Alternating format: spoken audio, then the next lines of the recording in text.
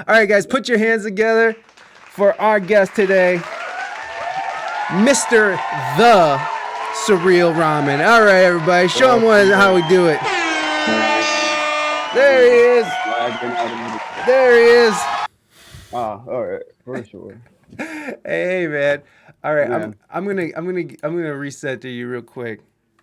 all right, for Let me sure. just do your thing. Oh my God, come on, Mike. Let's do this.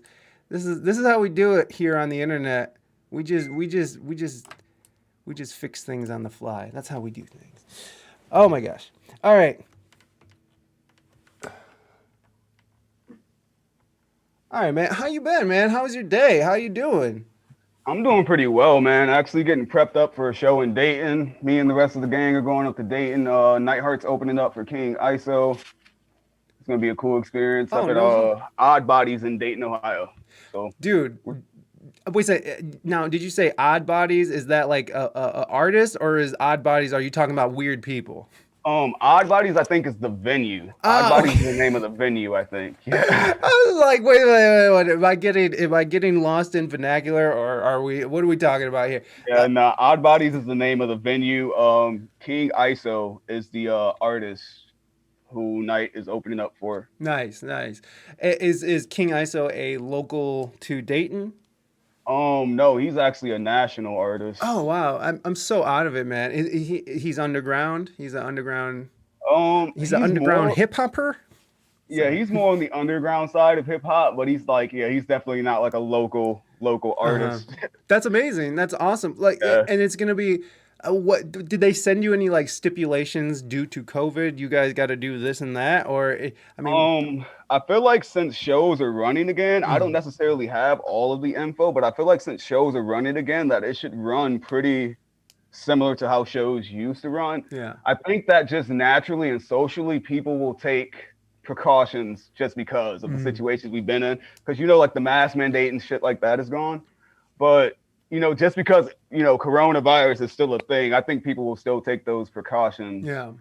to be safe. Yeah. Yeah, man. We're in Ohio, and I've been talking about this a lot on about how Ohio is one of those states because I mean it was a blue state, now it's a red state, and when you have red states, there seems to be like this opposition to any types of restrictions on freedom, which I'm totally all about. I'm not a red state kind of guy, but I'm all about fucking freedom of speech and your ability to go and live your life. If you don't want to wear a mask, I don't give a fuck if you wear a mask. I'm not saying you shouldn't. I'm not saying you should. I'm just Uh, saying I don't give a fuck. well, That's yeah. my mentality, and I'm good. I got the antibodies. I'm living my life how I want.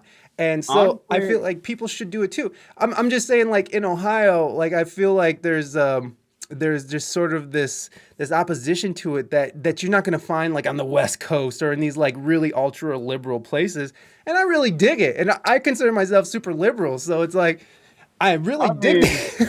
I feel like since we're in the Midwest, I feel like it's more of a Midwest Yeah, thing as a whole rather than even just you're Ohio. right. You're right. We don't really have any large governing bodies of power here. So it's like when you think about like in Cali, there's a senator, governor. I know we have all that here. Hmm. We don't consider that as major of a thing in the small city of like Toledo, Ohio, Right. as you would if you're in fucking San Antonio, California. Your senator, your mayor probably means something to you. Here, we generally just don't give a fuck. So it is a very liberal mind frame. People just don't care. Yeah. And Well. it's Yeah. it's less even about the safety is what makes it weird. And it's more just about that situation of in that moment doing what you want rather Mhm. than what someone else wants you to do. Yeah. Yeah. Totally, man. Because it's like I just feel like there's this. I don't know. I feel like Ohio, even though we're like north, we're still bordering on the south. You know what I mean? So like I feel Yeah. like we share a lot of like somewhat of a tech. And I know I'm just focusing on Ohio, and I think the reason why I'm focusing on Ohio is because Michigan's. I was looking it up yesterday. Michigan's COVID rates are like going back up to how they were back in December, which was the peak Nice. of all of this. And in Ohio, it just is down, down, down, down, down. And so when you look at these states that are really high, have all these mask mandates and have all these restrictions, their shit's California, New York, they're flying, they're going back up, and they're like the biggest and most like locked down and most woke about this whole thing, and we're and here in Yeah, but it's Ohio, like our shit's like going down, and we're not giving a fuck about masks. You look at Florida, like they're the most fucking backwoods motherfuckers out there, but their shit's going down too. So like, what are we doing? I mean, I feel like that liberal mind state kind of still transfers to other places, but when you think about in terms of population, like Ohio as a state in comparison to the size of Florida, Mhm. the size of California, the size of Texas, Mhm. um, it just kind of seems like what do I want to say about it? It's like when they bring up the restrictions on the mask things and they say that not wearing the mask is now okay, people forget about everything else that you're supposed to be doing to be safe. So it's like, okay, no mask mandate. All of a sudden that means yes, we can go throw a house party. Yes, we can go stand within 6 feet of people. Yes, I can come breathe directly on your face. Like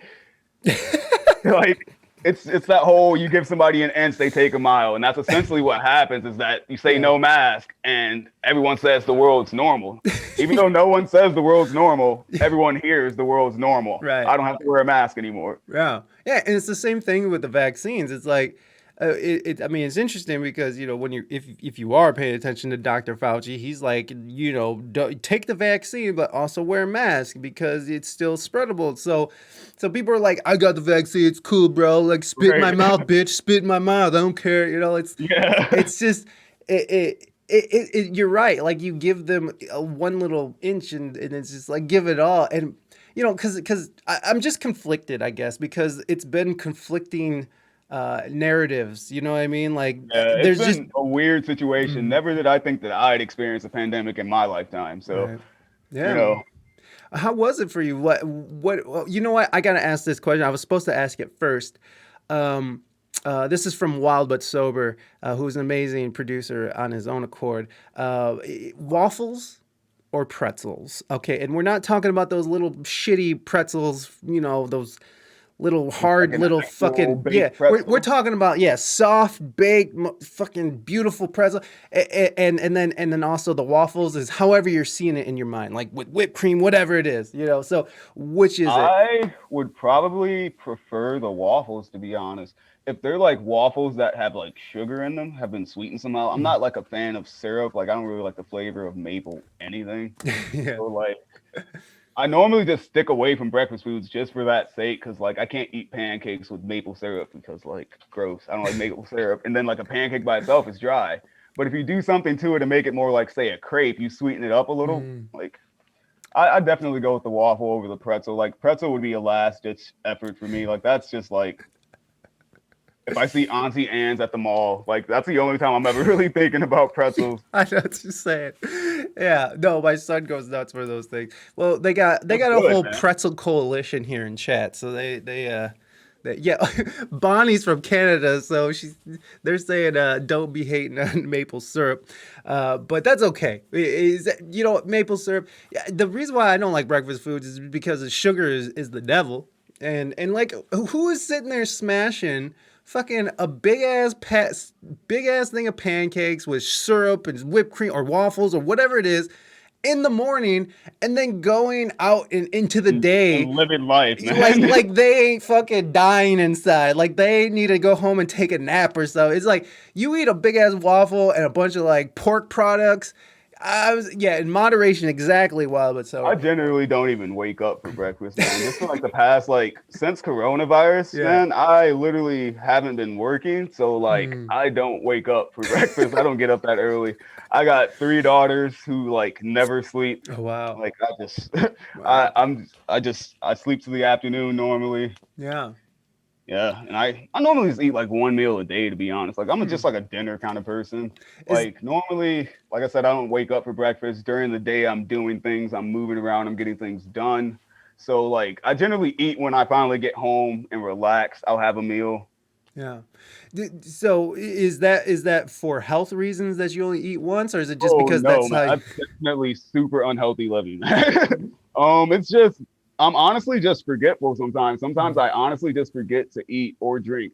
Like Yeah. there's a lot of times where like I'll wake up to get my like I said I'll sleep for the afternoon. I'll wake up to get my day started. And normally when I wake up, it's like right at the cusp of like where I need to get going. So like Yeah. I got something to do at 3. I'm up at 2:30, getting ready, and I got to be in motion. And like I'll totally forget to ever eat anything or drink anything sometimes for the entire day until I get home.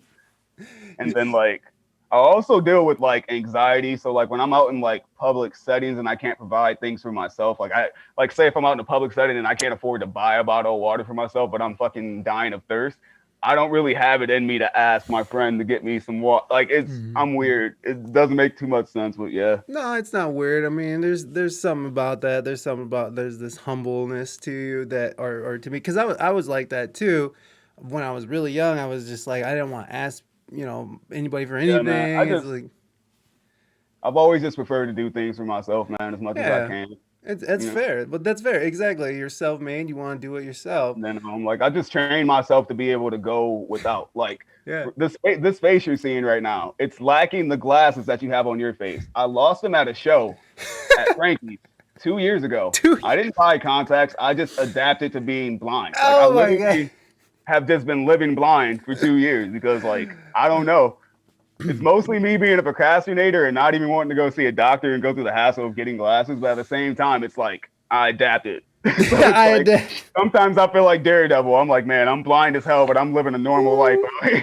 Dude, no, that resonates with me so much because there was a time in my life where I was just like, fuck it. Or like I just literally couldn't afford glasses, or I just was like, yeah, I'm not gonna ride the bus down over to the Walmarts to Right. get my glasses and stuff. So I would just go, but you're right, you're like Daredevil, and especially driving at night. It's like for me, it's like impossible to drive at night without my glasses now. But I'm an old motherfucker. But even when I was younger, I'd just be like driving at night, and then all of a sudden it's like a like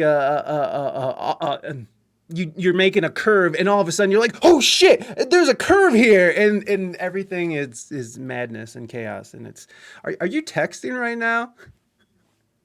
Yeah, I'm sorry. I'm kind of dealing with some side shit. I don't mean to keep zoning out. It's all good, man. It's all good. If you got something to take care of, it's all good. I'm not gonna. Yeah, I just had to say something because I thought it was yeah. funny. It's all good. I I'll be had to. typing and stuff while we're talking too, so it's all good, man. If you got something to take care of, no worries. Yeah, I just had to. For the show in Dayton, I had to have my sister watch my kids, so I'm just, Yeah, you're trying to keeping make contact with arrangement. her. It's all Yeah, good, man. I'm not trying to. I'm not trying to fuck your shit up. yeah. I'm here, man. I'm present. I'm I'm present. I'm present. I'm present. So is anxiety something that you've had to deal with a lot in your life? Yeah, for as long as I can remember, for as long as I can remember a conscious thought, to be honest, I can remember being anxious. Wow. Wow. Like, I generally feel like I have this very heightened sense of not only self awareness, but just world awareness. Like, I kind of peep things a lot different than most people do. And, like, I'm a big observer. Like, I'm a quiet kind of person in social settings and I observe a lot. So I pick up a lot of like habits that people tend to form, and it's easy to kind of generalize people if you can watch habits. Hmm. Similar kinds of people form similar kinds of habits. Yeah. Yeah. And then so what were the habits that you formed with your anxiety? Um, Social distancing before it was cool, man. Bro, Honestly, bro. like the manifest family is like my only social outlet. To be honest, like this Hmm. is my family. These are my friends. Like Hmm. outside of that, I do not fuck with people because from observing people and knowing I usually do this thing where I observe how people move in the world that I see through my eyes. Hmm. And then I compare it to how my mind works because I figure if I have a brain, everyone has a brain. They might not work the same, but they work similar. Hmm. So I compare where my mind goes in situations and compare it to where I think a person's mind will go. So it's like a calculation of my morals, my characteristics, the kind of man that I think I am and my standards. And if a person falls beneath that standard, then I know that they're more inclined in certain situations to do shitty things. Hmm. Yeah. Yeah. Well, yeah, man. I mean, it's I have that same kind of thing, especially with distancing with people, and where it's like I just there is just sort of like this standard that I have for like who I'm going to interact with. And if you do fall below that, I have no problem with just writing that person off and never seeing or speaking to them again. And honestly, it's like, okay, well, next, I have way too much shit to on my plate to be like fixating on dealing with dipshits, you know. Yeah, And man. but it's like I don't know, like the anxiety part where it, for me, it's like, I mean, even right now, my palms are sweaty. I'm sweating my balls off, but I think that has to do with just like my juice fast too. But it's that for me, it's just a very just a vibration that I wake up with every morning. For most mornings, I just wake up with this crazy vibration that doesn't really go away. It's Yeah, like I started taking antidepressants a couple months ago, and that's how I got so fucking fat, and that's kind of how I got on this juice fast. But it was yeah, I'm blaming the pills. I'm blaming the pills and not just eating my fat ass into being fat. yeah, man. I just opted out of the pills. Oh, Honestly, I feel you, man. I feel you. Go my ahead. dad took me to therapy, Hmm. and like I was just like, fuck it. Like I'm honestly just the kind of person who will just trek through anything if I Hmm. can. Like Yeah. if I can manage to get through it, then I'll just get through it. You know, so Yeah. it's like Yeah. If I have to go thirsty all day, I'll just be thirsty. that's what I'm saying. I don't know, man. I don't know what it was in my life that bred me this way, and I think it was just that constant worry and fear. Hmm. It's just like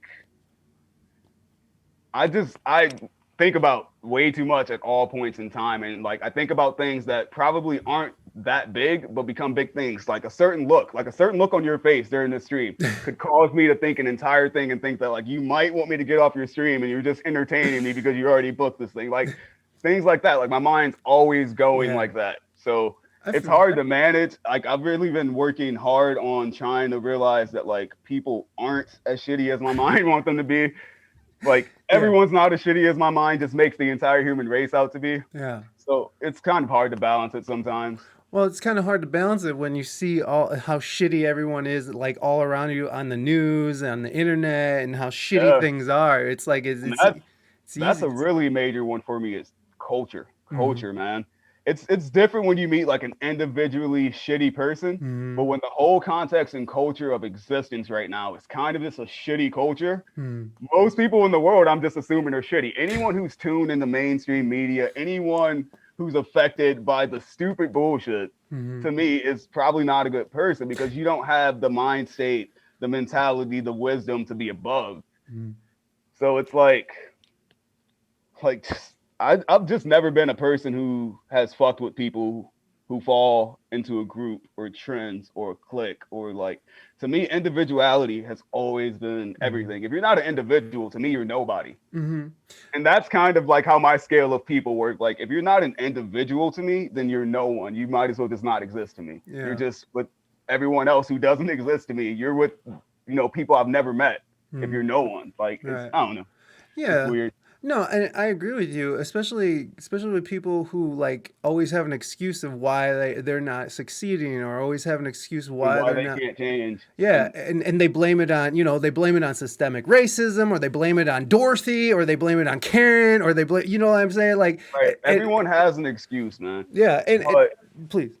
I believe like I'm not a religious person. Hmm. The religion that I believe in is the religion of myself. Like I am my God. Because when I wake up every day of my life, no one in this world has more control over my life and my world than I do. Hmm. If there's something in my life and in my world that I don't want to be there, I'm the one who has the most power to get it out.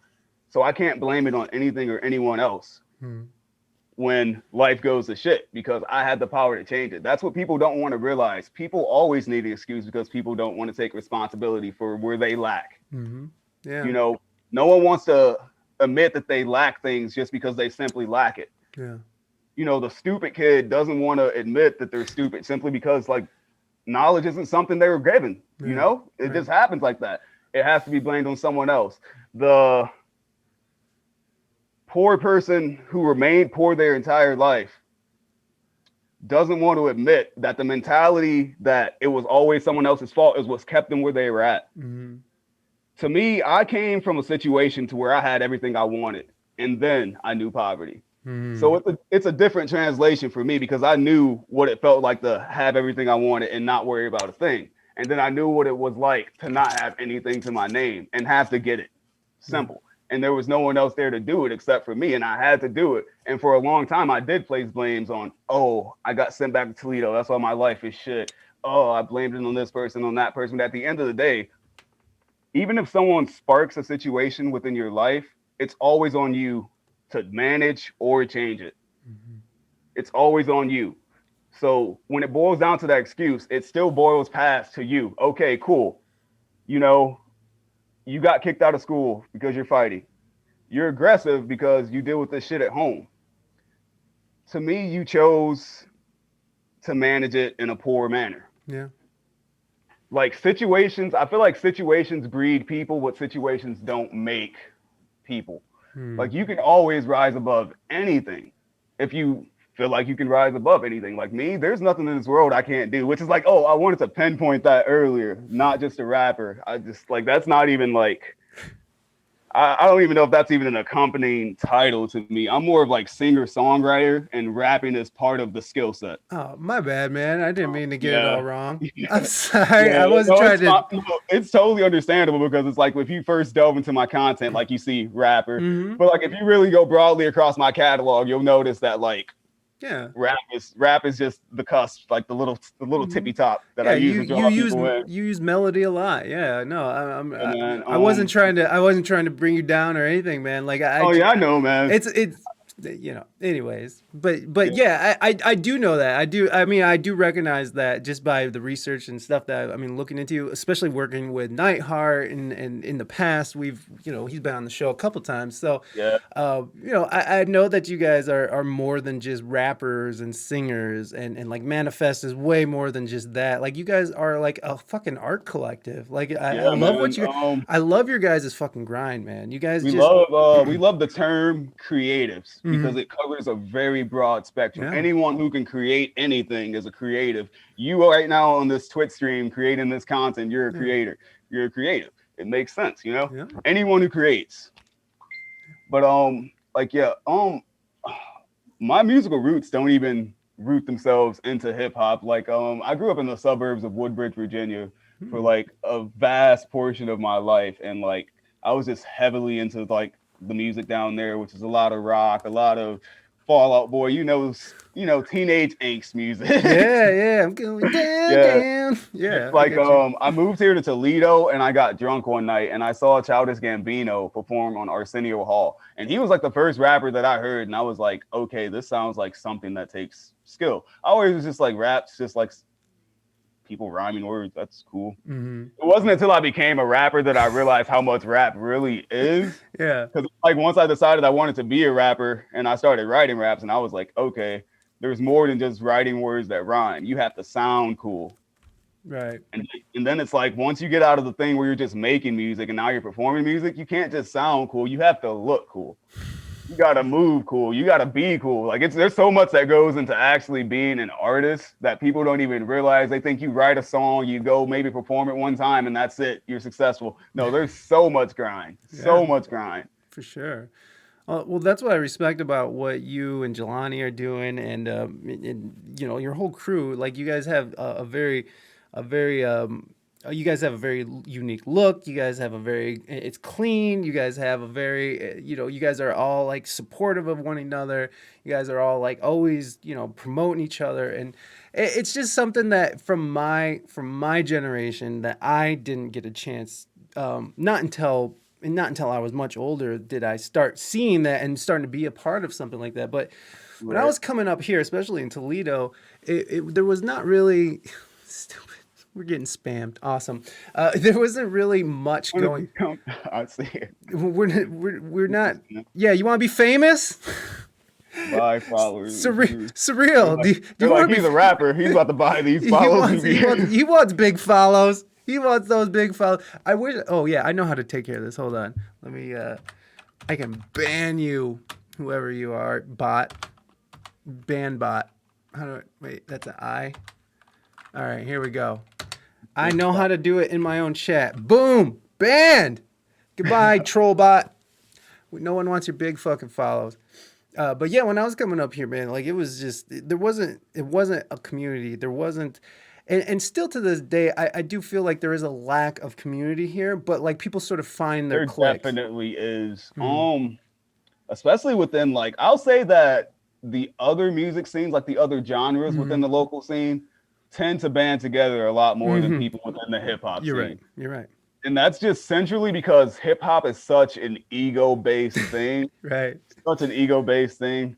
Is like nobody really ever, as a rapper, wants to admit that another rapper is good.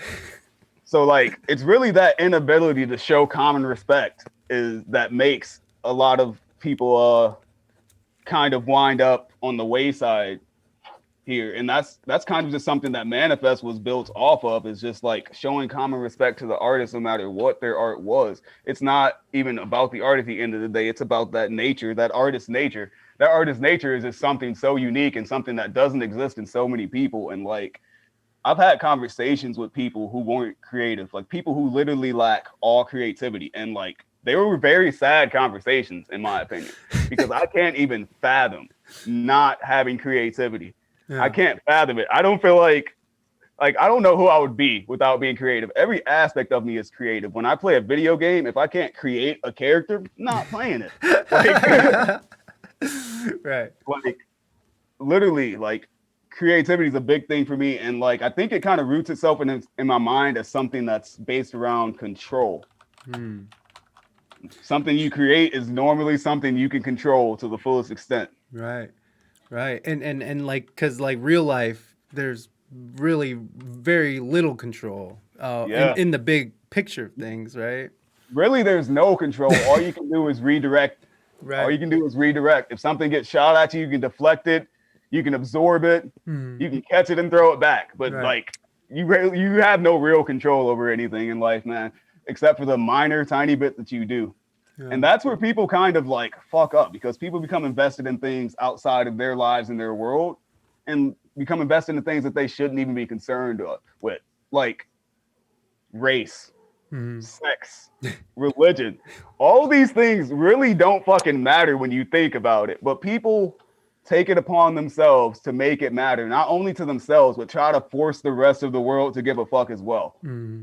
And that's just where a lot of stress, like if everybody in the world just only gave a fuck about themselves and their world that they control, I guarantee everybody would be happy. Yeah. If other people weren't looking outside of their world for something, looking to judge, looking to gain, looking to destroy, everyone would be happy. Yeah, man. I mean that I think you're hitting a a hot topic right there, with especially with the concerns of how big of an idea it is that to be black in America, and how big of an idea it is to be brown in America, or how big of an idea it is to be transgender in America or even the world. It's these things that we're sort of propping up and making these our main focus. Meanwhile, we have these people who are pushing these ideas on us are being funded by corporate interests who are very happy with us fighting with each other and being way too concerned with things, and who are making billions of dollars off of our Because clicks, conflict off of conflict makes money. exactly, And people don't realize that war happens on more fronts than with soldiers and weapons. It's as simple absolutely, as that. People absolutely. wage war against other people every day of their life. The person who doesn't like gay people wages his war against gay people every day. Mm, The ultra feminist who hates all men for fucking no reason wages that war every day of her life, you know? right. And it's like conflict is profitable for no one who's actually waging the war. That's the whole point. Yeah. Right. When our soldiers go to war and they're about to lose their lives, if they lose their lives or if they don't lose their life, at the end of the day, it doesn't profit them. It profits our government. You know, it Right. profits the person who pays them. Yeah. And so it's like, to me, it just doesn't make any sense to be concerned. Like, I have trans friends within my friend group. I have white friends, friends of different races, friends of different standings, fucking political backgrounds, everything within my friend group. Because to me, I don't worry about everyone as a whole. I worry about the people in my world. Mm. If you're in my world, then I know that you're a good person. You're a solid person, no matter what we disagree about. So it's like I try to show the people within my world that fall into these specific categories the utmost respect, because I have that utmost respect for them, and I have that utmost respect for the topic as a whole and in general. Yes. But I can never lie and say that my concern is that the world tries to push it to be. Like, to be honest, I don't generally care too much about things that are going on outside of my world if I can't do anything about them. Yeah. So it's like starving kids in Africa, it fucking sucks. Mm-hmm. But there's not shit I can do. But the way that we're bred, you know, society, like socially speaking, is that that's a weird thing to say. It's like, you don't give a fuck about starving kids in Africa, you're a fucked up person. But it's really not, because everyone thinks this shit. Everyone feels the exact same way. When you see that commercial pop on and they say all you got to do is donate $1, everyone says, yo, fuck that. You know, but no one will say that. If you ask them about it, they'll be like, yeah, man, it kind of fucking sucks that these kids are over here starving, man. I wish there was something, because everyone wants to look good for people. The only thing I've ever wanted to be was real to me. If I'm real to me, then I'm real to everyone, and like everyone will fucking love me. And that's generally how my life works. Yeah. You know, it's like the people who love me, and the people who don't love me generally just don't know me. So it's like, you know, I can't expect someone who doesn't know me to love me. But the people who know me and know the man I am, no matter what crazy opinions I might have about certain things, know that I'm a genuine and real, loving, caring, giving, you know, a good vibes person. Right. Yeah, and I think that's what we should be focusing on, is being the best and most loving people that we can be. If you're a good person and then you surround yourself by other good people, life is happy. That's it. It's simple as that. Yeah, man. Yeah. And like, people are just too strong on categorizing people by standards that don't matter. Religion, sex, sexuality. All these things don't fucking matter, because at the end of the day, they don't really affect your life. Okay, your friend's a Trump supporter, you're not. How does him being a Trump supporter really affect your life other than the internal judgment that you're having? It doesn't. He's not any different than he was before you found out he was a Trump supporter. Right. And now you're fucking up a friendship just based upon the fact of you don't fuck with Trump. So now, since he fucks with Trump, you don't fuck with him, which is just a poor way to categorize people, because people delve deeper than that. Right. And that kind of roots back to the thing I was saying about people being individuals. Is like, a person delves deeper than that. Sheep don't. Like, there definitely are just masses and masses of people who aren't built by anything except for what they see in media. Yeah. Which is cool. But there are people, just like on the same, how we're liberal, there are people who definitely have an angle, have a view, you know, on where they stand in certain situations. And I can always respect having an angle or a view, but I can't respect someone saying, you don't like Donald Trump, fuck you. I need to know why. I need to know why. I know why Trump sucks. Right. But I need to know why this affected your friendship so much, you know? Yeah. Like, to me, I know I'm flawed, and I know that a lot of flaws in myself people see and don't think are flaws. So I try to ingest other people the exact same way. You know, like, I try not to take things that people think are flaws, issues within people, and I try not to make that person only about that thing, you know? Yeah. Until they only become about that thing, because people tend to show them true selves. If they are what they look like they are, then they'll remain exactly what they look like. But, you know, if a person has something beneath what you can just see, you know that kind of thing, man. Yeah. Yeah, man. I feel that a lot, where it's just, I have to respect, I just want to respect a person as a person, and not because of, you know, what they believe in and stuff. I mean, you know, there's obviously there's extreme points, but who even knows what the extreme points are anymore, because they keep getting moved. Like, all the goalposts get moved when it's convenient for whatever narratives that's being pushed. So it is hard in that aspect to understand what is the extreme. But I guess that's where it comes down to, like, you have to know who you are and know what you accept as okay, as an okay moral compass that you on someone that you're associating with. And if you are associating with some person who is, yelling the N-word in the streets and That's what I'm whatever, saying. like then, you're associating with some fucked up evil person. Fuck them. But if they're just a Trump supporter who is like, well, I agree with him on these points here. Right. I have friends who are just like really strong, like they're really into politics. Like I'm Right, generally just not a political person right, because like I yeah. just believe that politics are bullshit. It is. It's all garbage. It's all It's theater. like it's just bullshit to me. So I'm not into politics, but I have friends who like are really into politics Yeah. and their view is based upon that, not because like Trump wants the Mexicans out of stupid shit like that, Yes. but they literally believe in what he believes in politically and the moves that he makes for the government, which is like something I can respect. That's cool. Yeah. But like, yeah, we live in a world where like everybody wants to be accepted, but everyone also wants to be better than everyone else. Everyone wants to be more powerful than everyone else, but Yeah. everyone also wants everyone else to be equal to them. So it makes no sense. It Yeah. makes absolutely no sense. Wow, that was well said. Especially when you look at some of these movements that are, they that I'm not trying to pick on BLM because there's a lot about BLM that I respect that I just respect and I'm behind. But when you look at that person who is the head of it, who is like, I'm a Marxist and everything should be equally distributed and all this, and then you find out she just bought a mansion in Topanga Canyon, and you're just like, wait, so everyone's equal except you. Except You're you. you're Yeah. you're okay to be up here, but So, everyone else has to be the equal thing. down here. That's the thing is that everyone wants to be up here Right. and everyone wants everyone else to be okay.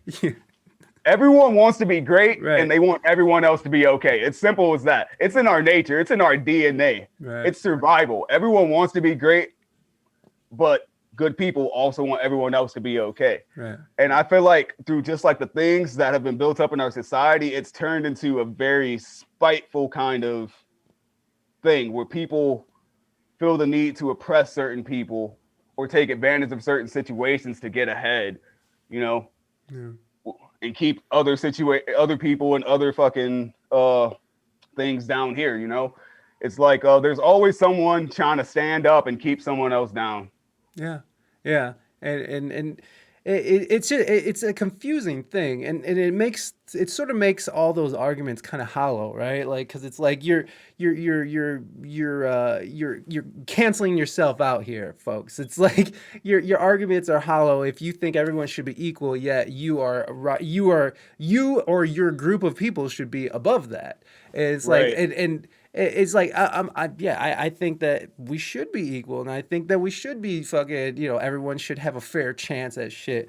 But See, and I believe the same thing, but I don't believe that I have to wake up and wage that war right, because it's not that deep for me. I'm yeah, sorry, it's not. which Like me, I believe in women's right. I treat every woman that I know with the utmost respect. mm, I know that within myself.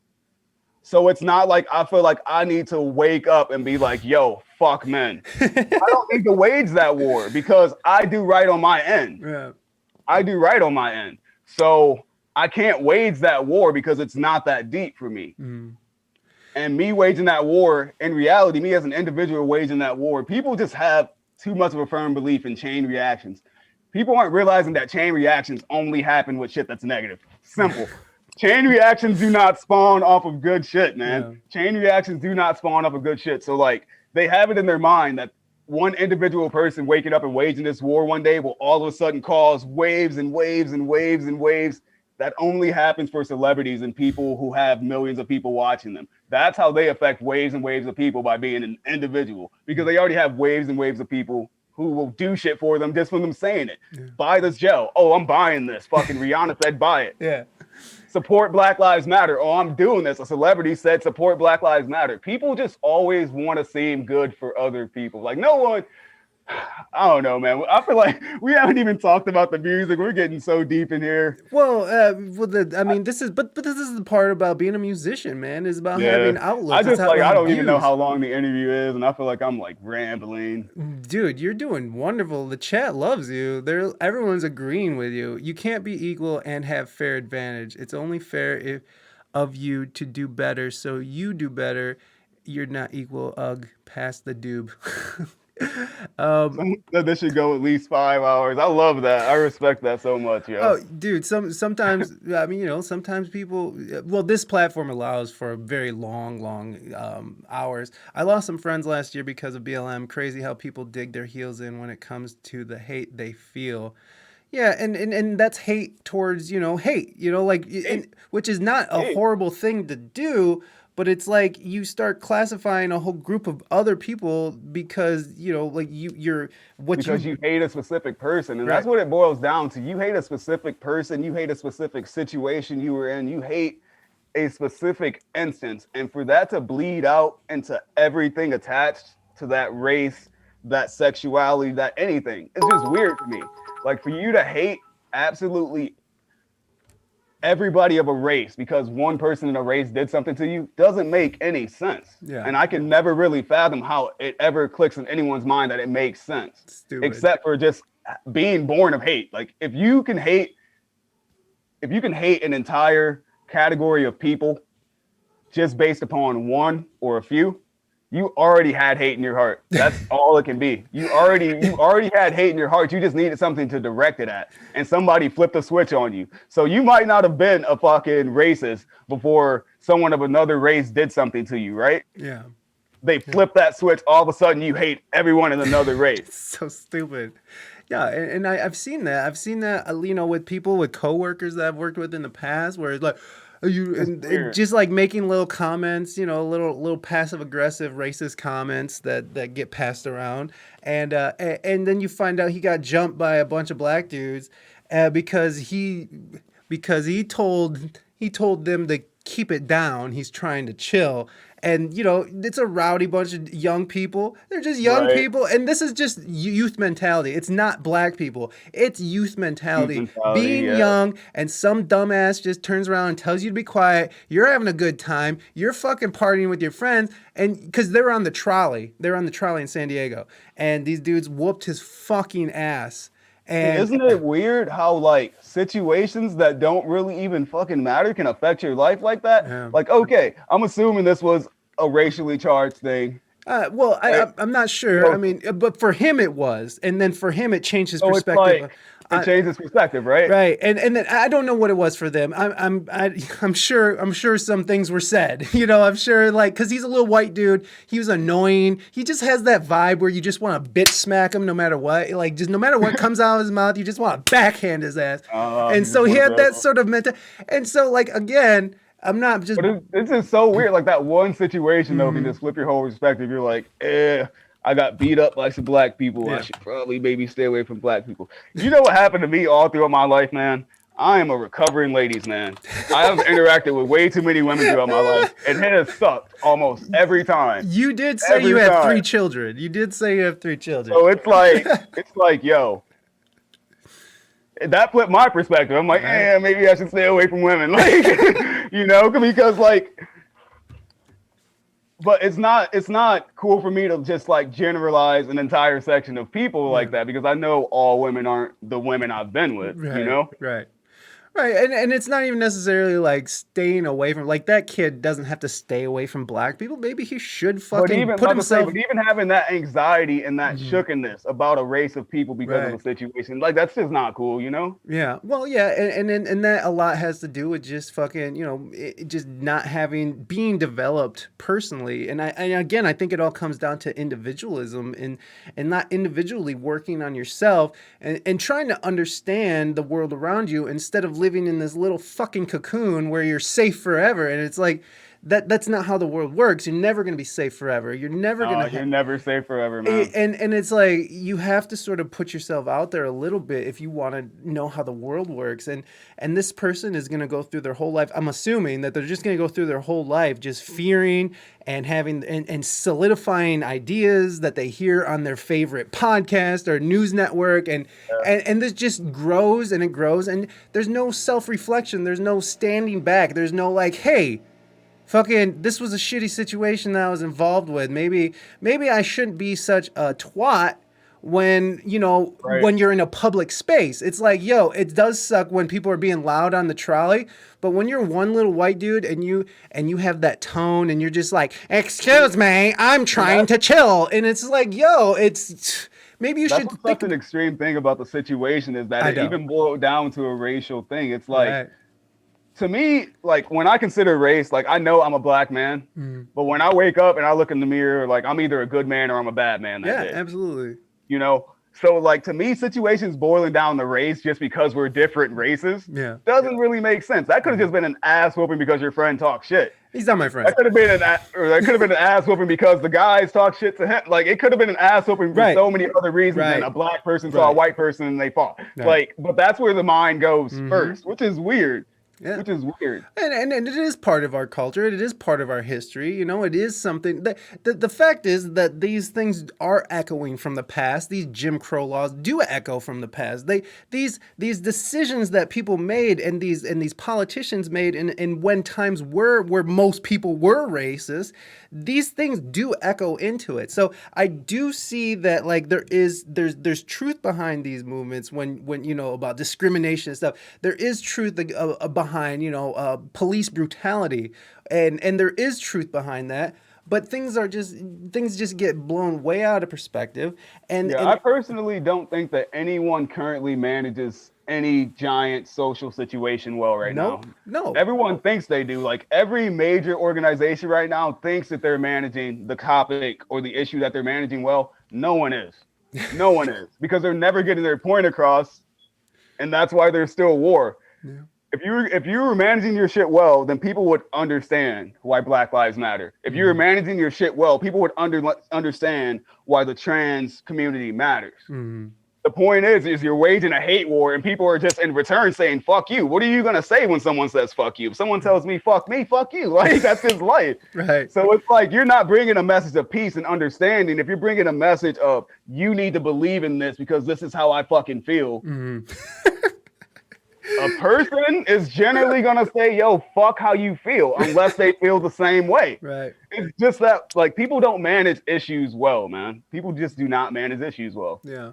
And a lot of misinformation, misinformed people. Misinformation, too much happening to media, and just not enough belief in their own person's moral compass anymore. That's what it is. People need the world to tell them that they're good, that they're okay, that they're right. People don't believe in themselves anymore. And that's sad. Yeah, it is sad. It is so sad that people don't believe in themselves anymore, and that they do have to feel like they have to attach themselves to a bigger cause that they might not be all the way on board with, but because they're feeling like they're accepted and they're getting some kind of weird love and because like it turns into one of those things where it's especially within the organizations that it's either you're with or you're against. Yeah. That people tend to be with because the being with is easier to just put a hashtag in your status, throw something in your bio than it is to argue why you don't support it. Yeah. Because people don't have belief in themselves. I'll argue anything with anybody. I'll argue absolutely even if I'm wrong. You can prove me wrong at the end of the argument. Guess what? I'll still argue with it about it. Because I have belief in myself and what I think and my knowledge and my wisdom. Like I know I'm a smart, wise man. And I know that I'm like a morally good man. I know that I'm morally just. So when I feel things, I trust in my decisions. People don't feel that. They need social media to say that this is what you should support, this is what you should believe in. And that since everyone else believes in this and everyone else supports this, that means you're a good person because a million other people do it too. Yeah. People don't accept themselves. Yeah, man. Yeah, no. Wild but sober just wanted to say I'm loving your thoughts. No questions though. But yeah, man, I really do see that just by if you sit there and you work on yourself and you try to be a better person and you try to and I bring up this example all the time. It's like when you start making yourself better, the people around you, especially the people who love you and the people that care about you, they notice. And They even notice the people, you're better, yeah. And they in turn want to be better too, just because they see you doing it. And I bring this up all the time, but it's like when I was losing weight and I lost I was like 325 pounds, right? And I lost all this freaking weight. And I was online, I was out in Cali doing my thing, and people saw that, and I get messages to this day. There's like, hey man, I saw that you lost all that weight, and it was like, dude, I was like, man, if that motherfucker can do it, then I could do it too. And Right, and man. it's absolutely true. It's like, if I can do anything that I'm doing now, you can do it too. Trust But me. you see Trust how me. you see how positive of an effect that something that was in the root of it all selfish to you had. It was something you did for yourself, something that was very self-focused that spawned out and caused inspiration for a bunch of other people. See, that's how pure energy works, and people don't understand that. Right. You know, Right. you if you fight for yourself every day, people will notice that fight. Whether you're fighting for your weight, fighting for your health, fighting for your race, fighting for if you fight for yourself every day, people will notice that. And people will either support you or be against you. But most of the time, the people around you will support you in that fight. Yeah. It's the way it is. Yeah, man. No, you're right. You're right. And if anybody's not on board, get those fucking people out of your life. Like Yeah, man. anybody who's like in your ear, like that's not cool. That's you're still fat, and like like you still got like anybody who is not fucking on board with that shit, get them the Yeah. fuck out of here. Honestly, bad vibrations definitely need to be like expunged from your life. Yeah, And it exactly. really doesn't matter who it is, man. To Doesn't. me, no relation has ever been solid enough for a person to be a bad vibration in my life. At least not currently. Like I've cut off a baby mama this year, so like I'm not. I don't have fucking time to be playing with nobody with Yeah. bad energy Yeah. because at the end of the day, all it does is sap from you. It saps energy from you when you have to deal with other people's shitty energy. Yeah. Yeah, exactly. It's like if you have time, I guess, to be out there fucking dealing with everybody else's bullshit, then I mean, that's the thing that when people do fucking interject like that and they do want to be in that bullshit, it's like you obviously are not even trying to get your shit in one sock. You're obviously just Man, not even trying to improve yourself, and it's just such a and I get that it's hard. Like even in the case of losing weight, it's hard, man. It's fucking hard to get up yeah, and man, changing is hard as it's hell. hard. Changing, Yeah, period, is hard. yeah, Like, it's not easy yeah, because if you ever get the frame of thought in your mind that you need to change something, the sad thing is that you've already set that thing into a very, very deep habit. If you think yeah. this needs to change, then you already know that this is a very inset habit. Oh my If god. you Yeah. if you think you need to stop smoking, guess what? You realize that you might be smoking too many cigarettes, so you already realize that it's a shitty habit. Like, Right. so yeah, it's just like changing is hard because the thought of changing is already meaning that like you're already deep into something. Mm-hmm. You're already deeply invested into something. Yeah. You know? Yeah. It's hard, man. I've quit drugs. I've quit sugar. Sings cause I can't dance. I can't talk. Only thing about me is the way I walk. Phil Collins. There you go. Hey, I Thank you, fuck with Desmond. Phil Collins. Hey. The Tarzan soundtrack, Tarzan one It's soundtrack, good. Yeah. epic. Yeah, man. The Tarzan soundtrack is dope. It's interesting that you were saying that like you kind of came into hip hop. Were you saying that you kind of came into hip hop later in your life? Yeah, man. I honestly did not listen. Generally, when I was a child, I didn't listen to that much music. I didn't listen to Mm. music too much until I got into my teenage years and started forming a preference for myself. But just based around the people I was around, that wasn't a bunch of hip hop music, except for the uber popular hip hop artists, Lil Wayne, people who are really out there. I never got to get much into like the underground hip hop and like find artists that I really truly appreciated outside of the fact that they were appreciated by everybody else. Mm. So it's like when I heard Childish Gambino, that's the person Yeah. I heard who spawned me wanting to be a rapper. I was Mm. like, this What? dude's dope. Which album or which song? I mean, you said you saw it It on. was right around when Because the Internet was dropping. The song was Shadows. He Mm. performed Shadows on the Arsenio Hall show, and he performed it with not Thundercat. Who's the bassist from the Roots? The bassist from the Roots. I Oh, forgot his name. yeah, I can look it up. But yeah, he performed it with the bassist from the Roots, and like it was just a really cool live performance. And I was like, "Yo, this is dope." And like he said shit that like I generally hadn't heard in hip hop. Mm. In the hip hop that I had heard. Yeah. All the hip hop I heard was the mainstream hip hop. Fuck a bitch, get money, go to the club, stupid shit. Right. So it's like, but when he did Shadows, like it was about a whole another deeper topic. It Mm-hmm. was very introspective, very wise sounding, and I was like, "Damn, I want to do that." Right. No. And Yeah. then like then I turned into the artist I am, which is like a midway between. Right. Because it's like I can drop some wisdom, but at the same time, I'm kind of ignorant sometimes. You do talk about different things, but I don't think it's wrong to talk on experience, or at least talk on the idea of an experience, or even just And making up that's generally stories. what I do is like talk upon experience. Like I don't think that I ever really say too much shit that isn't true unless like it's intended to not be. So like generally if you hear me say anything about a gun or shooting somebody in my songs, that's not true. And it's generally intended, at least I think the people around me know that like I'm obviously not a gangster. And I feel like anyone who interacts with me would know that I'm not a gangster. And I have that mindset. I want you to know I'm not like trying to cap. Like I'm not a shooter yet. But, Well, the way things are going, you never know. but a lot of the things I say in my songs, generally when I speak upon ignorant topics, it concerns a lot of like drug use, women, drinking. That's about it. Poor decisions I was making in life, which is just like real. Like I made a lot of poor decisions in life. That's why I'm 25 with 3 daughters. Like made a lot of poor decisions in life. But like, like I try to be as real as I can in my music, man. I try to be as real as possible. And I think that was a big issue with my earlier content, is that it was all centered around my depression. It was all centered around me being sad. And I think that's where the variation with people tuning in and listening to my music now comes in, is because it's no longer about me being sad. It's about me being happy, hype, on top of the world, on top of every other rapper in the city. Like I'm up. Like that's literally what my music is about now. And I guess people just like to hear positivity.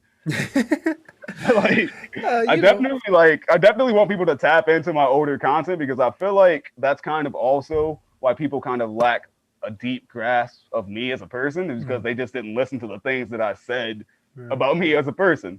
And now it's like they hear things like my song Yikes, which is just ignorance. And like, and that's just kind of where people like pinpoint me. But like I'm so much more than that, like so much more than that. Yeah, man. Well, like you got a new song out called Graveyard Shift. Graveyard Shift, And man. tell people about that. So Graveyard Shift was actually a song inspired by the fall of the hip hop community here, Whoa. in combination with me and my ex breaking up.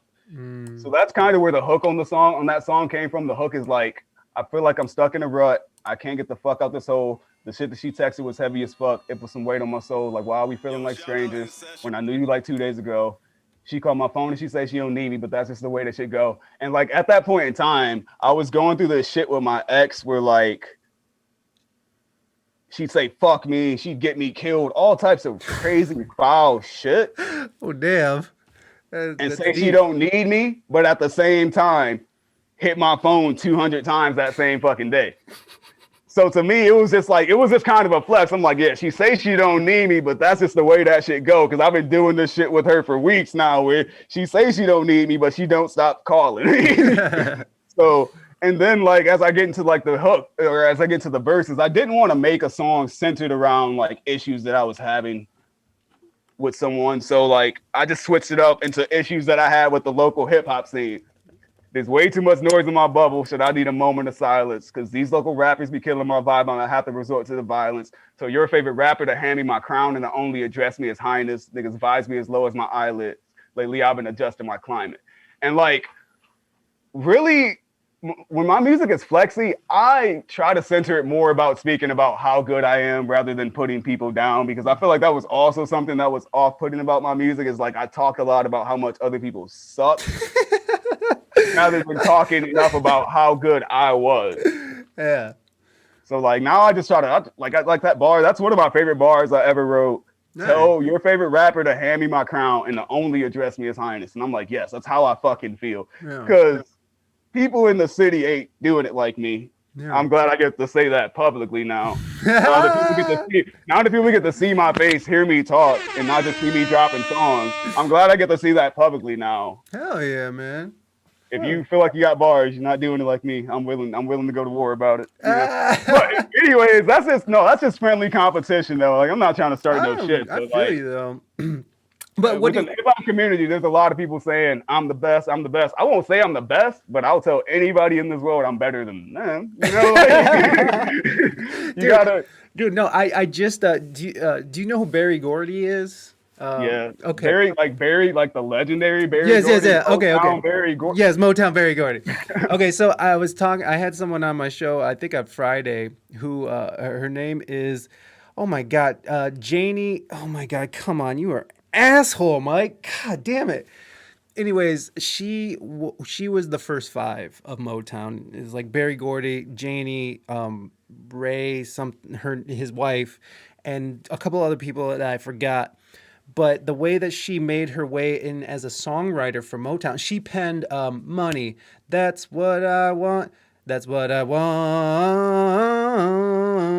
Yeah. So she penned that. She's living in Beverly Hills off of that song because the Beatles and the Rolling Stones covered it. So she's in Beverly Hills right now chilling off of Money, a hit from like over what, 60 years ago? Right. So she said the way she made it into Barry Gordy, into the inner circle. Janie Bradford, thank you, Reina, thank you so much. You're a doll and an angel.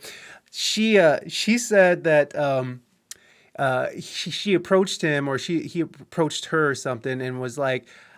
He said, like, I hear you're a songwriter, and she's like, yeah, and I can write a song better than you.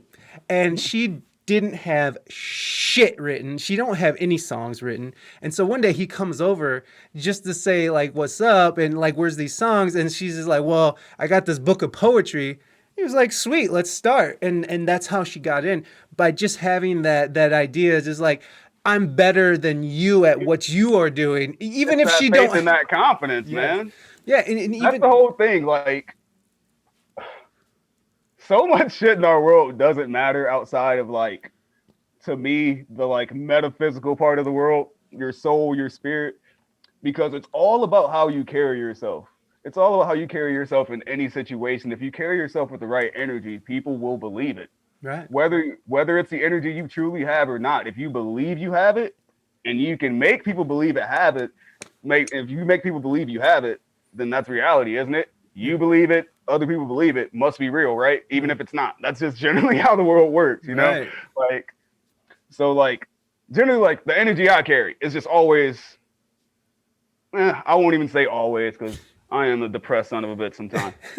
But in certain situations where I know that I'm the shit, Yeah. women, rapping, like music, like job interviews, I walk in and I move with this sense of confidence that people know that I believe what the fuck I'm saying, and they tend to believe it. Simple as that. Yeah. And it's like I'm covered in fucking tattoos. Like, people will tell you all day long, can't get jobs with hand tattoos.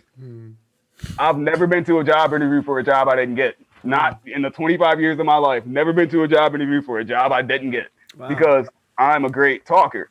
So even if I might not know how to do your job, I'm going to make you believe that I can. And guess what? I'm not a shitty person. Before I show up to this job to try to collect a paycheck, I'll be able to do this job that I told you I could do, even if I couldn't do it when you asked me if I could. Exactly. You know?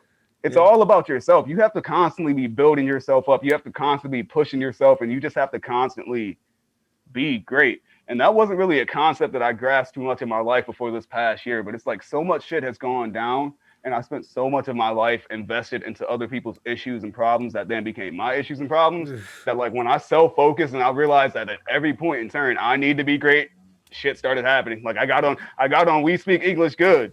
Like, hey, you made it. You're at the top. I'm just kidding. I feel like I'm at the top, man. Hey, well, I feel like a celebrity right now. I got the chest. Look, I got the chest out for the stream and everything. Like, I feel like a celebrity, man. Hey, man. Well, you're talking like someone who knows what the fuck they're talking about. You're talking like someone who's went through some shit, who's dealt with some shit, and who is building up some shit, building up themselves, and realizing.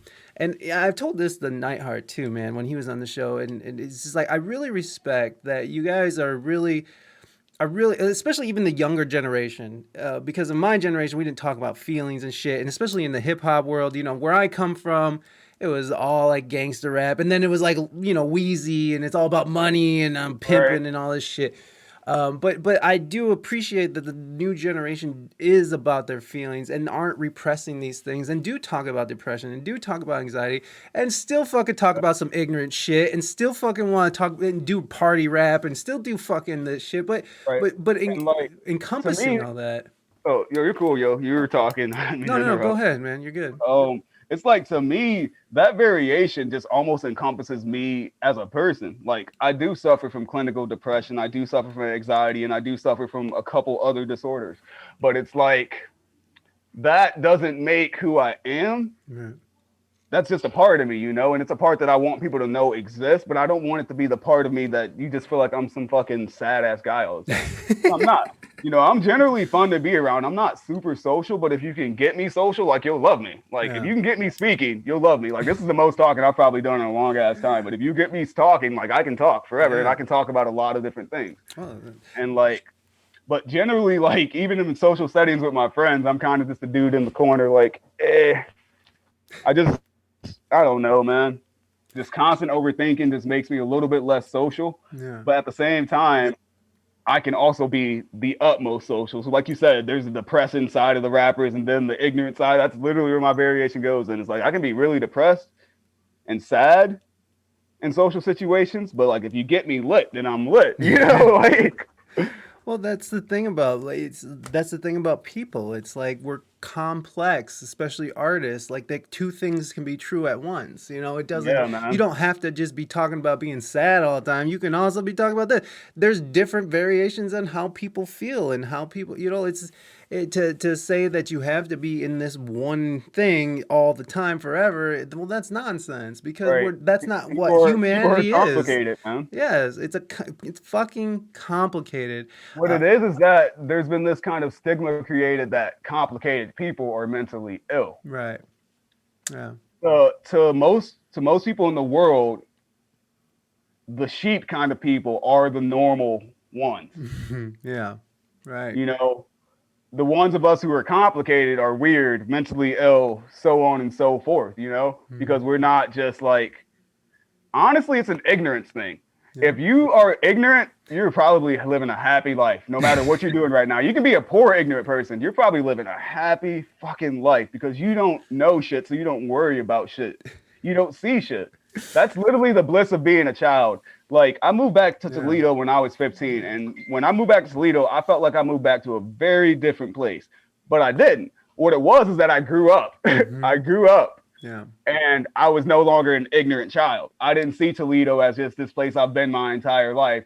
I saw Toledo from a different perspective because I had seen what was outside of Toledo, I had seen what the rest of the world had to offer, and I realized that, like, I didn't move back to a shitty place. Toledo was always shitty, I guess, But like, I guess I just realized it's shitty now because I'm older. Which, like, I have love for my city. I have love for my city. Yeah. I have love for the city. Yeah. I don't have too much love for a lot of the people within the city because they're the ones that make Toledo such a bad place. Oh shit. Oh my god. That's funny because I agree with you 100% on that. 100%. Because the city does have some good qualities. Hey, Space Bacon! What's up, buddy? Welcome in.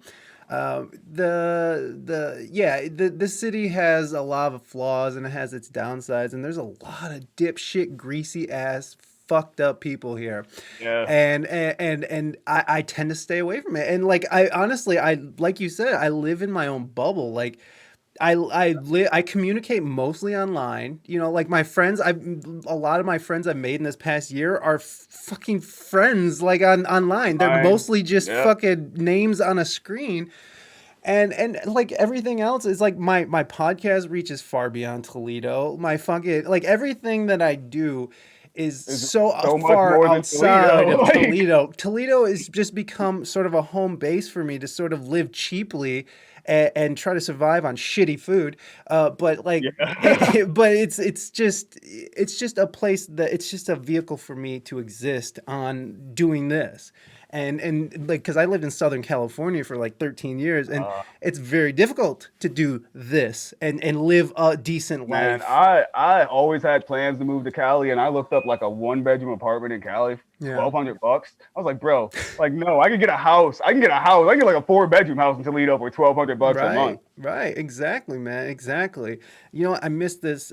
Bonnie had a question because you were talking about how you do write from experience, and then you'll write. You know, you just do your own thing and do some ignorant shit or whatever. But do you ever write about your kids? I actually do not generally write about my kids. I actually have a song on the upcoming project where I touch a little bit of a basis on my children. Just it's just one of those really self-reflective songs, and I actually wrote this back when I had my first daughter, Wow. but it just kind of translated into the time where my second daughter was being born, and then my third daughter followed pretty soon. Like I've pretty much been having kids for the past 3 years of my life, so it's Wow. like so within that time span, I wrote this song called Tendencies. That's just like a really self-reflective song, not just on my children, but just on me as a person. And it's like I have a line, that's something like I'm still hoping that I'm gonna make it off the passion. How the fuck I'm supposed to be a father to some daughters when the only thing I know is selfish actions. And I was like, when I had my first daughter, I was 21. Yeah. Or when my first daughter was conceived, I was like 21 years old. You know, I Hmm. was on the cusp of becoming an adult. Yeah. And like I felt like there was a lot of shit that I was missing out on, not able to do because I was becoming a fucking father, you know? Yeah. And like it was a sad moment in my life, but then it was also a sadder realization when I realized that like, damn, am I so selfish of a person that I can't give up this shit to be a father to someone who needs me? Yeah. And like being a good father is also another big part of me. I try to be the best fucking father I can to my children. I'm not with either of my children's mothers, but I try to be the best father that I can to my children. The best father that life will allow me to be to my children, you know? And like, because I kind of had shit parents. It's Mm. just, I'm not going to delve all that deep into it, but it's as simple as that. On different bases, different frames, different levels, my upbringing just fucking sucked. And it made me the scarred, damaged person I am. And it made me feel a lot of the fucked up ways that I feel. And I vowed to myself that, like, no matter what, I'll give up the fucking world to not have my kids feel like me. Wow. Yeah. So it's like music. Music means more to me than almost anything in this world. But music can fucking go if at the end of the day, my kids get to have a father and not wind up feeling the way I feel, you Yeah. know? Yeah. Like I don't even really talk to my dad, you know, I don't, and it's not that I can't talk to my dad. I have his number, he has mine, but it's just like I don't have that love like I should have for my dad. And I always want my daughters to have that love for me. Yeah. No matter, you know, when I finally start making it big and I'm going on tour for months, I still want to, you know, I want my daughters to video call me and know that they love their dad and know that like I did the right thing and that I'm doing the right thing. Because at the end of the day, like this is no longer just about me. Like when I was 15 years old becoming a rapper, it was all about me. But when I was 21 and I had my first child and I decided that this is what I was doing, then it no longer became about me. It became about building the biggest fucking thing possible for them. Because at the end of the day, if I can't turn this into something, I can still go get a bag. It's as simple as that. I can go get a job. I can go hustle. I can go provide for my children. And that's what I will do. So I've given myself a personal timeline of the age of 30. I'm 25 now. I've been doing this since I was 15. I've only been doing it seriously for maybe the past 4 to 5 years. But I've given myself this personal timeline. Like if I hit 30 and there's not complete upwards trajectory, then I'll go and I'll become a millionaire some other kind of way. Because at the end of the day, fucking there's a rapper Code of the Friend that I love, and he's got a line. I don't come from money, but my kids will. And Mm. that's something I want to That's give to dope. my kids. Is Yeah. like I may not have had it all, but when I leave this earth, I want them to have it all, and I want them to leave this earth with shit to leave their kids to have it all, and so on and so forth. Yeah. Because I don't want my kid. I just don't want my kids to ever have to feel and go through any of the shit I ever went through. Yeah. You know. Yeah, man, and like that's how I see my son too, man. I'm right there with you, and even to the point of when he was first conceived and I found out about it, it was like a very hard thing for me to deal with, and unfortunately, it caused a lot of rift between me and my wife, and that she didn't necessarily even deserve, and not necessarily, Jesus Christ, she didn't deserve it all. Yeah. Just because of my own childishness and my own unwillingness to It grow gets up. scary, man. It's It gets scary as scary. fuck. It feels like so much is being taken away from you, and it feels like life changes so much. Yeah, And my life honestly hasn't changed that much. I'm 3 kids in, and my life is not that much different yeah. than I thought it was going to be. Hmm. Like now, I have to find a babysitter if I want to like go out and kick it or do some stupid shit. Right. But it's fine, you know. Hmm. My life didn't make this drastic change to where I thought I would never be able to live again. Right. Yeah. Yeah, man. Well, exactly, and that's the big thing. It's just growing up, and you had to grow up pretty young, man. You had to grow up pretty young, with your children, and like, hey, it's informing you now, and that's the thing. It's like I feel like having my son put me in the exact mindset that I needed to To be in. succeed Exactly. and pursue what I want to pursue. I think without the pressure of having a mouth to feed, that Yeah. I would just sit there and, well, personally, this is just me, but I would just sit there and drink myself to death or whatever it was, like, Right. No, so I definitely relate to that, and I feel like my children do the exact same thing. It's like knowing that you have to provide. That's just generally the kind of person I am. Like if I have to do something, then like I'll get it done. right, Like right, if it has to be done, I'll get it done. right. But like if it can be avoided, then I won't do it. And you know what? A rap career could have been avoided.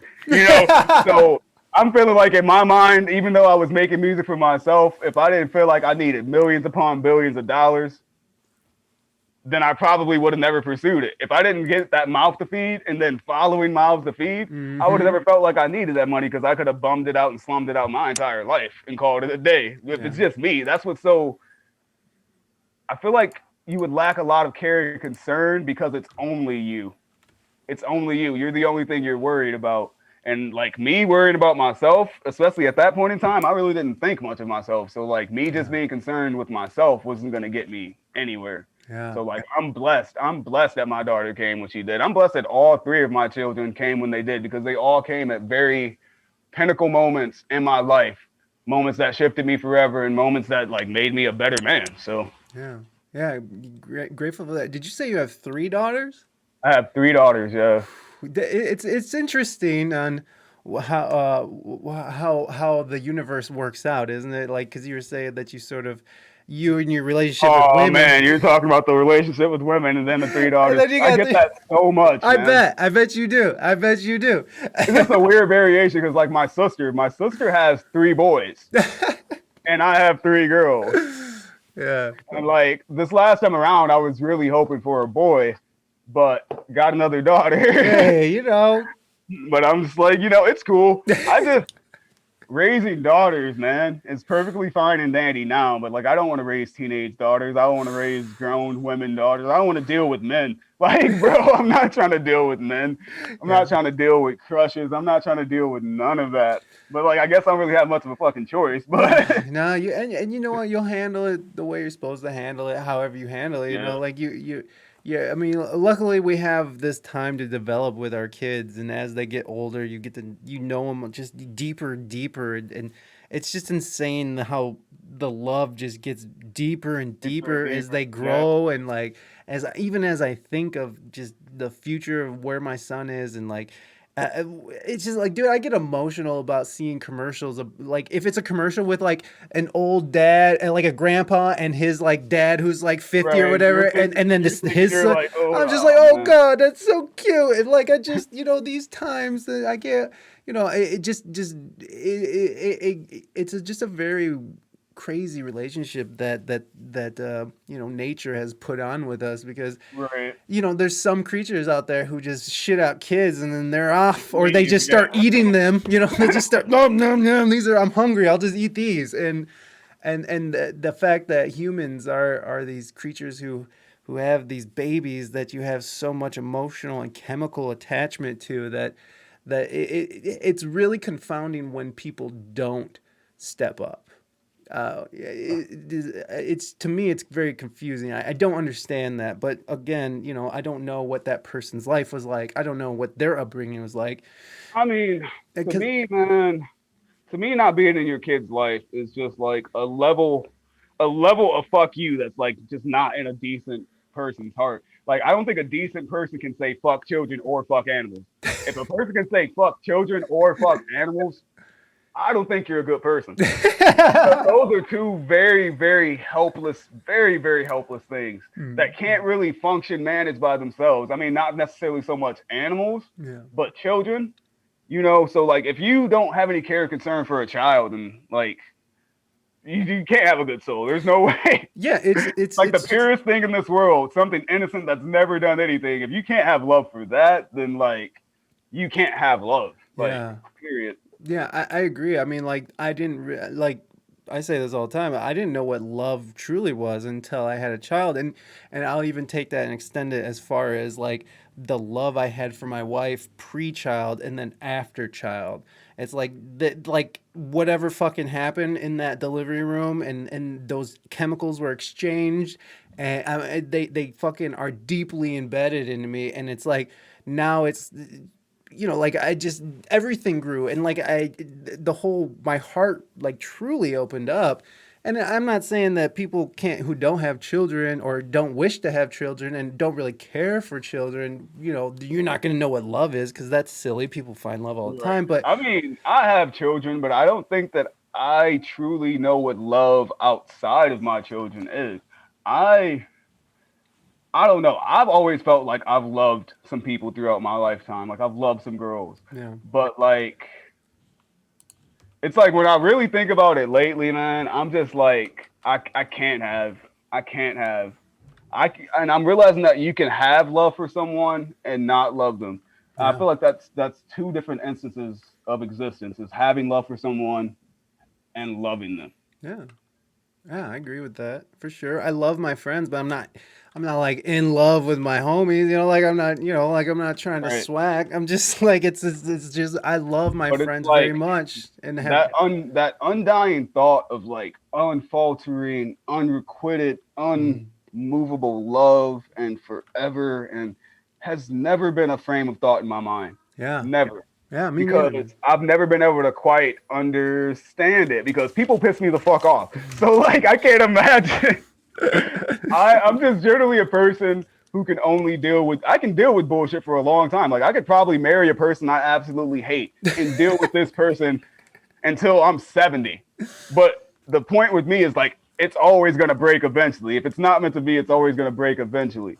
So like that just causes me to think that like I have not come across that real love that people speak of, and that like I've just had this kind of arbitrary facade of love, maybe. Mhm. Not Yeah. to say that like I don't have people in my life who love me, because like people in my life love me. I know they love me, but sometimes I feel like I am incapable of reciprocating the same feeling, which makes me feel like even though in my mind I think I love them,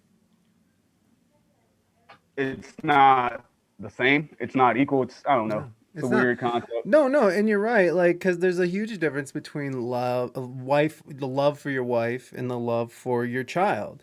Like my wife, like I know that our love and our relationship is there is a point where it can end, and there is something, like I don't see it, and I don't want it to ever happen, but I know that it's not something that is forever. Like if I decided to go start fucking a bunch of women, and having kids with other women, and then like whatever, You and expect to suffer the consequences right, of your actions. exactly, and like so it's See, and not, that's but where like I'm my at. But son, like yeah, go ahead. people will sell you the idea of love, and they will tell you that your wife should have taken you back if she really loved you. And Right, that's not something I'm understanding.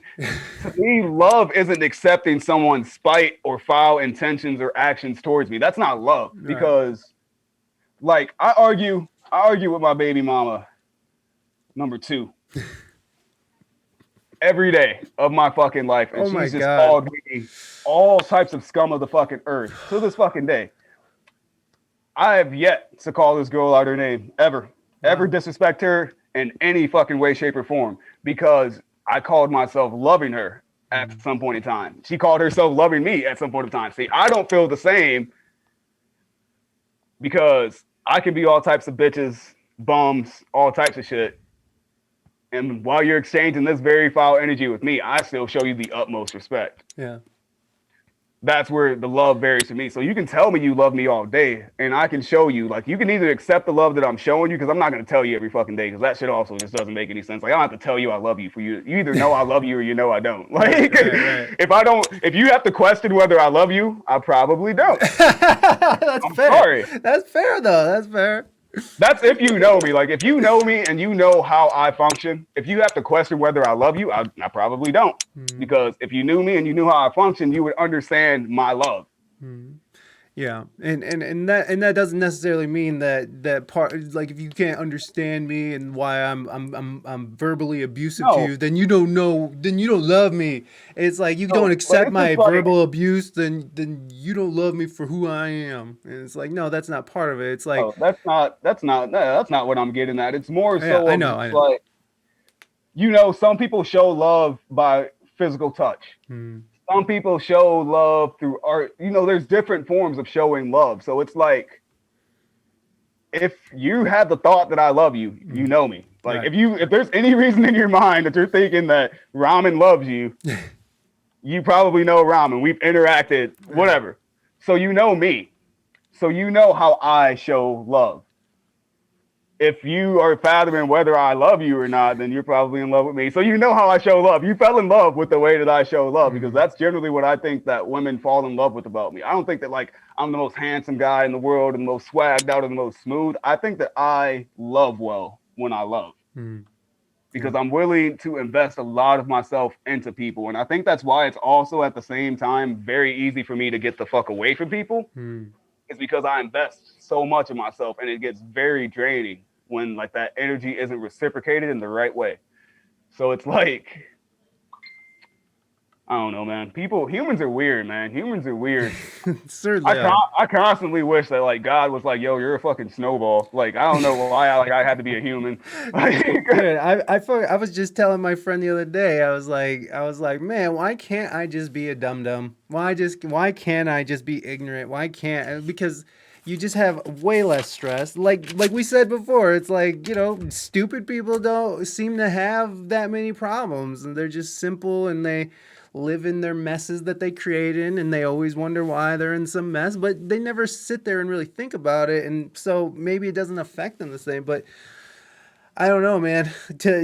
We're constantly thinking about everything, especially as artists. You're constantly trying to, you know, decipher and interpretate and discern the world around you, and turn it into something palatable that people can enjoy and you know, dance or fuck to, or fucking climb mountains to, you know, whatever it is. You know, we're just trying to fucking interpret it the way we see it, and then put it out there into the world. And what are you gonna do, man? So with Graveyard Shift, is this gonna be part of an album, or because it's just a single, right? It actually is a part of a bigger project. I have a project coming out called Yikes, just like the single titled Yikes. Yeah.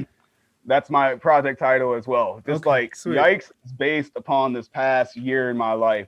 So just all the shit I've been going through, and all the growth I've been going through, and all the aggression. It's mostly the aggression, but it's just generally, the project is about my past life. And it's just in more ways than just the way I expanded upon the music. I expanded upon myself in a lot of ways. Like, I generally produce myself. Up until this year, I did not rap on other people's beats. Refused to rap on other people's beats. Yeah, I was gonna say at the beginning of Graveyard, what you have a little thing you say. It's hilarious. Yeah, about In Session, because he was the first person I branched out and bought a beat from, because he's been my engineer. You know, he's been recording me since my last project. Here, hold on. I want them to hear what I'm talking about. So y'all get some Yo, context. Shout out In Session Productions. The only nigga to make a producer buy another nigga's beat. There you go. Just so you guys know, just so you know where he's coming from. Like, yeah, I was adamant on producing myself, because, like, anything anybody can make, I can make as well. Yeah. So why do I need to come out my pocket? It really started with like these people I was rapping with back in the day. It was just a bunch of basement ass rappers. Yeah. Basement ass rappers that like were taking beats off of YouTube and trying to sell them to me. And then called me a mooch and I didn't want to buy the beat. So I just said, okay, bet. Went home, pirated Fruity Loops, and it's been on since then. Hey, Like, fuck yeah, man. However it cakes. like Oh, I was on like a 1995's Dell computer that like barely ran Fruity Loops at a reasonable speed, but I produced a lot of hits on that song. So it's or on that computer. So it's like, you know, like I've just pretty much just got it done. No matter what the situation, like if I determine that I'm doing something, I get it done. Yeah. At some point in time, it's getting done. So when I decided I was going to be a rapper, like it wasn't a wavering thought. Oh yeah, you asked me about that earlier about how it's been during the coronavirus. Well, I was actually a cook previously, but I got laid off literally like the week that COVID popped up on the world. My job shut down. Like due to COVID or just because it shut down? Due to COVID. Okay. Yeah, man. And then like, so I've pretty much been laid off at that job. I guess I'm still legally employed by then, but I've just been employed by myself for the past like year and a half. You know, I've been working hard on stuff with Manifest and working hard on just like individual endeavors that I have. I also have like a digital arts company, or I wouldn't say it's a company because it's just me. I also have digital art that I do on the side. And just other little things. I've just been pretty much just being self-sufficient for this past year. I pretty much decided like when I got laid off that like that was it. Like I wasn't going back to anyone's 9 to 5. Like I'm a rapper now. Like I'm a rapper now. To me, in a lot of interviews that I read, that was always the hardest variation for a lot of musicians to make it, was to take that step and really dive in head deep. And like I was in a place where like I had children, I needed money, and I couldn't really afford to dive head deep. And then Daddy Trump made unemployment happen, so then I could afford to dive real deep. So, hey, so that's just been my life, Daddy man. Trump. That's just been my life for almost 2 years now. It's like unemployment and like working as hard as I can on my music, spending as much time as I can with my children, living instead of fucking going to a bullshit job and trying to survive every day of my life. I'm out here living. Yeah. Like, oh yeah, that was for me too, man. Like I lost all my, because I'm a working musician, I lost all my gigs, and it was like, well, I just turned inward and just started creating this podcast and built it up, and now we got sponsors and we're making money on Twitch. With thank you everybody here for everything that you guys contribute. And Moving Dutchman, I saw you threw 100 biddies earlier. I mean, like everybody who shows support here is just so much love, and I appreciate it. I see all types of people down there in the chat. We're just hanging out. You're just hanging out. You were mentioning about how Toledo rappers, that you kind of the graveyard shift is kind of a, you know, not necessarily shitting on them, but like it's not a diss unless you take it as one. But what about the local scene here? Are you observing that you feel like needs to be addressed? Lack of talent, and honestly, the top scene here is just way too much based around clout. Like the people that people consider to be the popular rappers in Toledo are such talentless fucks. Wow. But clout. We live in a world of clout. So if you got clout, it doesn't matter. You don't need talent if you have clout, because if you have 1,000 people or 10,000 people or 100,000 people saying you're good, even if you're not, it's like I said earlier, it must be reality, right? Right. So to me, it's just the frame rate of, it's almost an ego thing. It's that rapper thing of being better, but it's not just the nature of like knowing that I'm a better rapper. It's knowing that I'm just generally a better musician, period.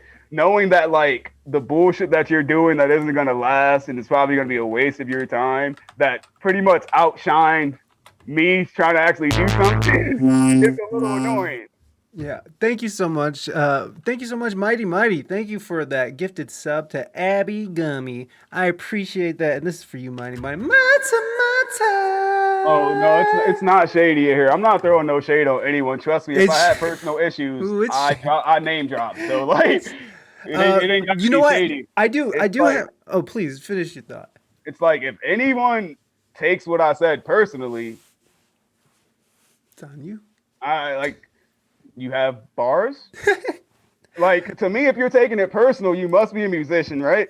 And so you must feel like you're better, right? Yeah. To me, I'm always a person to prove. And you prove you're better than me, you can shut me up, and like that's cool. But like it's nothing personal. Like I have nothing personally against anyone. It's just an entire culture that's like inlaid within the entire Toledo hip hop scene. Like it's not just based around anyone specific, it's the entire scene.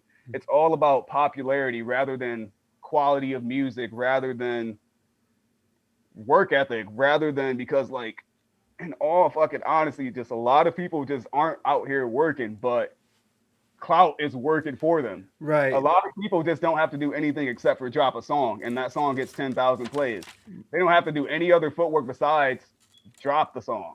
Right, because they had Okay, one. cool. Yeah, they had one thing that worked, and oh my gosh, thank you, thank you so much, my. You're just too kind. Thank you for gift subbing Rad Lady 1957 with that subscription. I really appreciate you. Thank you so much. Thank you. Yeah, the people can just sort of have have a little bit of success, and then they just build on that, and there's nothing wrong with that, but it's like It's not even the nature of building upon success. It's just like situating yourself in a position where people don't think that you can do anything shitty. Like to me, one of the greatest examples of like to me, this is actually a person I respect and a person who's hustle and grind I respect because he situated himself in a great place. Sada. People will tell you that Sada Baby is a great rapper. I will say that Sada Baby has a sound. He's very catchy. He knows what he's doing sonically. But what Sada had was the hustle.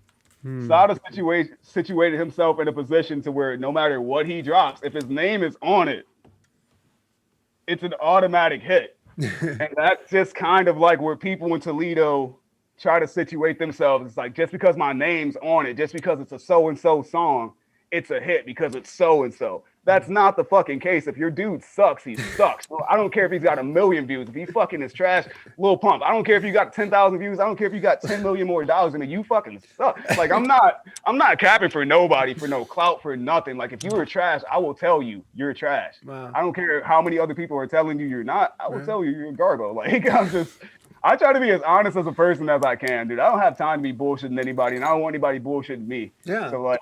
Yeah, absolutely. That's a fair assessment, man. And like I've just gotten to that point, like where like even people want to like collaborate and stuff, and it's like even like I have to put a limit on collaboration because of time constraints, and sometimes I just don't have the time to do it. So some people get all butthurt because you can't collaborate with them. I'm just like, or I just don't think you're worthy of collaborating with me. If they get butthurt about it, then they're just trying to leech off your energy anyway. Yes. There's been plenty of artists in Toledo, which is why I just don't even fuck with features outside of doing like features with Nightheart, and now I do features with everybody else in the Manifest gang. People who like I fucked with and respected, who I've reached out to for features that left me on red like I was nobody, who pretty much generally think I'm a nobody. I'm just a K-bet person, dude. I'm always looking towards the future because when like I'm on Genius and I'm doing my interview and I'm talking all my shit, I'm not going to be a nobody then. And I'm sure that half of these people will still be nobody. I've always known that I was somebody. I've always known that I was going to be something great. I'm just waiting. I'm just strolling through my timeline, waiting for the day to hit. Yeah. I know it's coming. So it's like. And also you're not just waiting, you're actively moving towards it. And you're not just sitting there just like it's gonna happen. I put it out there and now there it is, and everybody's gonna love me. It's like, no, you gotta be working. Constant. It's a gotta be constantly grind. Working. And like to me, I feel like I am heavily underrated. I'm underrated by people who know me. I'm underrated by people who sit and laugh in my face. Like if I pulled up my Spotify streams right now, in comparison to the amount of people that I know, nobody listens to my fucking music. But that's okay. That's fine. Because it doesn't change the fact that my music's really great, and it doesn't change the fact that very soon somebody, somewhere, will be giving me those millions of streams, hundreds of millions of streams, those platinum records. Like it's going to happen. Like it's not even a questionable thing. Matter of time. Yeah. Hey man, I mean, crap. Keep grinding and keep doing your thing. What's up, man? Yeah, man. Well, we gotta wrap up. I gotta get ready to head out to the show in Dayton. Hell yeah, man. We'll fucking have a great fucking gig. Have a fucking It's been great, good man. luck. I'd Yeah, actually love to come back and talk to you again. We yeah, had some man. great conversation, yo. Absolutely, man. Just before you leave, let everybody know how they can find you. I'm also dropping his links in the chat so y'all can follow up. There's his link tree and his Instagram. Wow, there's so there's his link tree. Everybody, go make sure you give him a follow on all his My socials. link tree will take you to pretty much anything Surreal Ramen related. You can also. Oh, this is gonna be backwards, is it? Oh, no, it's not. Nope, you're good. I gotta. Other way. The camera's Other like way. lagging, so every time I move it, it goes the opposite way. Okay. There you go. Got it. Those are all the ways to contact me. All the services I provide. I sing, songwrite. I'll write you songs. I'll paint you things. I can do digital art, produce beats. I'll record you. Features. You know, I'm here, man. I love to make art, so I'm down to work with anyone else who loves to make art. Hell yeah, man. I gotta go. No worries, brother. No worries. No worries. All right, man. Well, you have a great rest of your evening, and I will talk to you. I'll be in contact with more information about the audio side of this as well. So definitely. All right, man. Have a great gig up there. Go ahead. All right. Love you guys. All right, man. Peace. All right. There he is, everybody. Okay. So we can either play games. Actually, I'm kind of dying here. Like, I think we're just gonna raid over to somebody. Anybody got any raid suggestions? Because I'm gonna skip games today, folks, because Daddy needs some juice, and I'm feeling the lethargy. Carmlet? Oh yeah, hell yeah. Let's go Carmlet. All right. Let's go over there. All right, guys. Again, we're gonna be doing the IRL stream this Friday.